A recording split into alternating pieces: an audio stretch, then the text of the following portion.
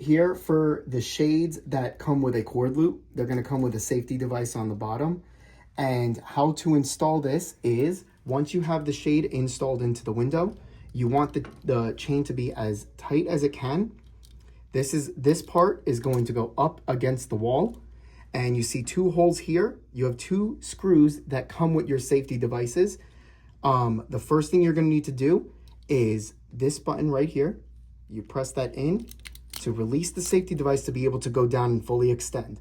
So the only way you're going to be able to operate that chain, you can see here when I release that button, it does not move. It's very hard. So you see when I press the button and fully extend the chain, now you can move it freely.